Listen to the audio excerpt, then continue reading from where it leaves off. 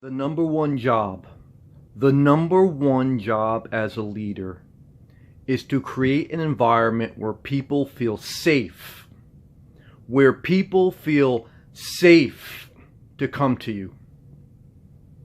When people feel safe to come to you, communication is established.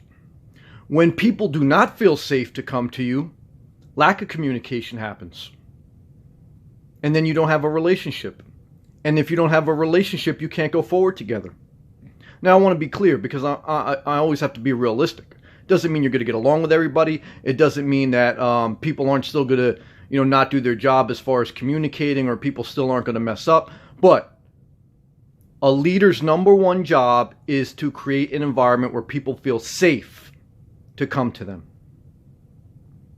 Now, it doesn't mean you won't have to discipline people. But the Bible says that there's a godly type of discipline that's based in love and compassion, and there's an ungodly way. It warned fathers, specifically it warned fathers, that if you discipline your child a certain way, that they're going to rebel and they're going to reject it. And it encouraged fathers to have a loving, godly type discipline. You know what I mean? And so, to be a leader is to be a parent, is to be a caretaker, and that's why I bring that up. Because I think the number one job you can do as a good parent, as a good caretaker, is somebody has to feel safe to come to you. If they don't, you don't have communication. And if you don't have communication, you don't have a relationship. And without that, it's going to be tough.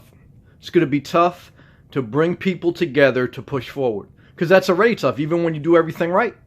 Even when you do everything right, you're a loving, compassionate person, you're fair-minded, you're just, and everything else, it is very hard to keep multiple people together focused on one common vision and dealing with everybody's unique personality that they have. But I want to share this. The number one job you have as a leader is make people feel safe.